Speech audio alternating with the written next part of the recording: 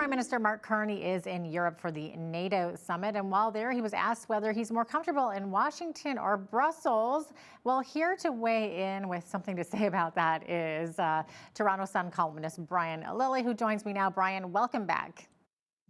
Good to be with you. Okay, so Brian, you had said that Prime Minister Mark Carney gave an answer to that question insulting Canada. So what did he say?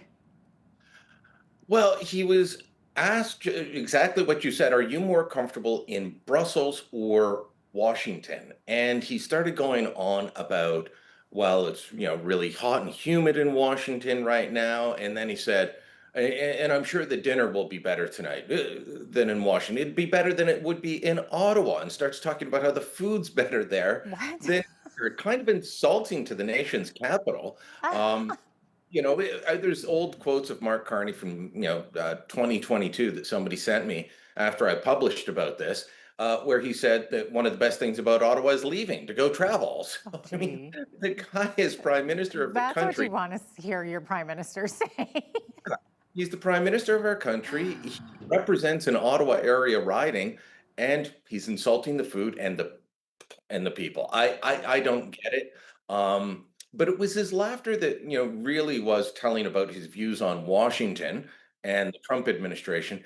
He made these comments shortly after he said once again that Canada is the most European of non-European nations. He really wants us to become part of the European Union, I think, which when you look at their economic performance, it's not good. You look at how they're doing in so many different measures, and Europe's in decline, but he wants to latch onto it to show that, we don't need America.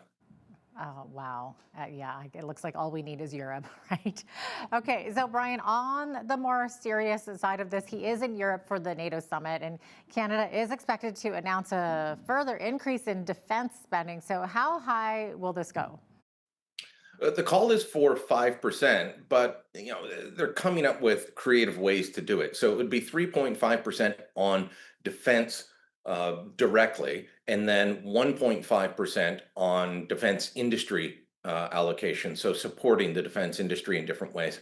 Uh, you know, Carney recently promised to move Canada's defense spending up from 1.3% to 2% this year. Originally, he had said it would be after 2030. And then he said, no, we'll do it this year. Again, being creative. They're taking the Canadian Coast Guard and moving it from the Department of Fisheries and Oceans into the defense budget. That adds about $4.5 billion a year into what we're spending on defense. And they will reallocate some other government spending and programs and put them under the defense umbrella. But there will still be a push. Foreign Affairs Minister Anita Anand saying that the timeline is up for debate. How soon will this be? Will it be over the next 4 years, 5 years, 10 years? And they're pushing on the outside scale. But yeah, they're looking at 3.5%. That would be pretty much tripling what Canada has spent in the last couple of years. Within the next few, we would be tripling our defense spending and then having another whole piece of supporting industries related to defense. So there's going to be a lot of changes. We have not come close to 5% of GDP on defense since 1960, the height of the Cold War, when we had bases in Germany and elsewhere. We don't have any of that anymore. Under the Liberals in the 1960s, first with Lester Pearson, then Pierre Trudeau, defense spending just went down, never, ever recovered. Wow. On another note here, Bill C5 passed through the House of Commons last week. So, Brian, will that make it easier to build these big projects like pipelines?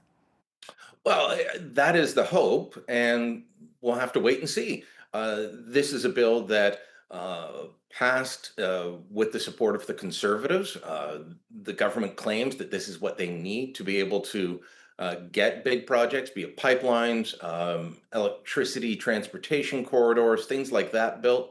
Because while Alberta wants pipelines, Nova Scotia Premier Tim Houston, he wants to install huge wind turbines offshore in Nova Scotia, and he wants an energy corridor up to Quebec and Ontario to sell us electricity. All these things are supposed to be easier to build with this because what they do is they allow the government to designate a project as in the national interest, and then they can, there are certain laws that will not apply.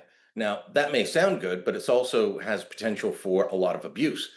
The law also says that cabinet can add any other law. So there's a real problem here with the government saying, well, if we like a project, it doesn't apply. As Pierre Poilievre, the Conservative leader, has pointed out, that's just going to be the government deciding which projects they want to go forward and ignoring others, or others won't come to fruition because of that. But also, what happens if there's a problem and the government just says, oh, yeah, there was corruption on that project in the national interest, so the criminal code doesn't apply? That's a slippery slope. Hmm. And then we've got Carney, who's continuing to say that he's supporting a pipeline, at least in theory. But that could soon be put to the test, I guess, because Alberta Premier Danielle Smith said that she expects a private sector proposal in the coming days. So, Brian, how do you think Carney will react? That is going to be the $64 million question. What does he actually do? Because as we've noted over the past several months, he's had different things to say in different places in Alberta and in the BC interior. He talked about using extraordinary powers, which would be what just passed in Bill C5.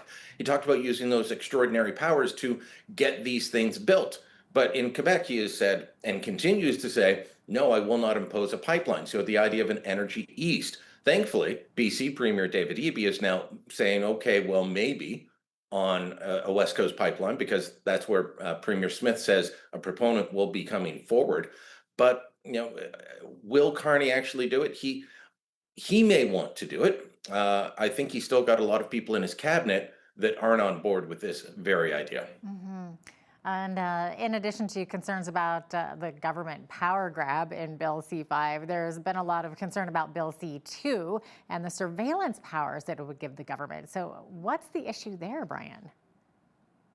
Well, this is a bill that has a lot of good things in it when it comes to securing the border, but with any omnibus piece of legislation where you just pile this in, pile that in, add a bit of this, more of that, you get some bad ideas and some bad stuff. That's the case with both Bill C5 and Bill C2. Good parts and bad parts.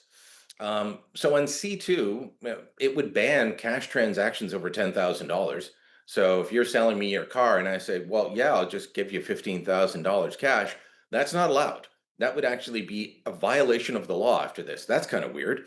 So they want to track you that way. But they also will grant incredible powers to police to do warrantless searches. They could just go to your mobile phone provider and say, we want all of Jeanette's data. We want everything that she's been doing on her phone. They could go to your internet service provider at home and say, give me all the records, and they wouldn't need a warrant. That becomes incredibly problematic. This is sort of thing has been proposed in the past. The Harper Conservatives put forward similar measures in a bill back in 2012 and tied it up in child protection. Again, good idea, and then you add bad stuff to it. The Supreme Court's already ruled that this sort of thing is unconstitutional. So we'll have to wait and see if the Bill C2 gets through Parliament without being strongly amended. Hmm. Brian, there was a vote in Parliament last week calling to end the Liberal government's zero emissions vehicle mandate. What happened on that vote? It unfortunately went down in flames, so like many EVs do. It got shut down. The Liberals had the support of the NDP and the Bloc Québécois, who believe that we need to keep going on this.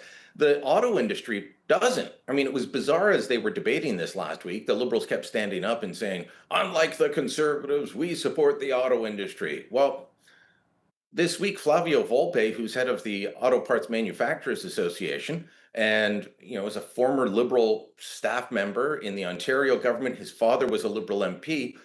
He had a piece in the Toronto Star saying this is not workable for the industry. The whole industry has been telling the Trudeau government and now the Carney government, we can't make it so that all vehicles are zero emission by 2035. Maybe we will get there, but you're rushing it. Starting January, 20% of all vehicles sold have to be zero emissions vehicles. If they're not, the car companies will be penalized. We're not making nearly enough of that. The Trump administration got rid of the American uh, zero emission vehicle mandate. Therefore, there is less incentive for the businesses to go, and quite frankly, the sales aren't there. Uh, right now, we're about 13% of sales of all vehicles are EVs. Well, earlier this year, that was for all of 2024. It was 13%. Next year, it has to be 20. They took away the subsidies for a couple of months at the federal level and in Quebec, and sales cratered. Even in Quebec, they cratered. It went down to 7% of vehicle sales in the month of April. So this is untenable. It's going to cause a lot of pain and a lot of confusion unless it is amended or extended or just done away with. Oh boy. Switching gears here altogether, it's been more than 3 years, Brian, since the Freedom Convoy rolled into Ottawa, but court proceedings are still continuing. So, what can you tell us about a recent ruling in a proposed class action lawsuit against the truckers? Yeah, this is a class action lawsuit. It was brought by the young woman who acted as a first complainant. Ms. Lee, I believe is her name, is represented by an activist lawyer in Ottawa named Paul Champ, who's had an array of interesting and bizarre clients, the high profile ones that he has represented. And they were the ones that got the injunction originally saying you can't honk your horns anymore. So they've applied for a class action lawsuit. It hasn't been certified yet, but the lawyers representing the truckers named in the suit went to court to say we need to move the venue. It's proposed that this case, if it is certified, and again, it hasn't been certified yet, that it be heard in Ottawa. Well, the truckers said, you know what? Every courthouse worker, including the judges in Ottawa, is going to be biased against us. So we want a change of venue. Judge here in Toronto ruled just recently that no, that can't happen. You need to go ahead. The judge said you may think that they could be biased, but there's no reasonable apprehension of bias. And he said it's just as easy that a judge sitting in Toronto and watching what happened on media could have the same feelings. I'm not sure that I agree with the judge, but that was the case. So now the both sides have to wait and see if it gets certified, and then move on from there.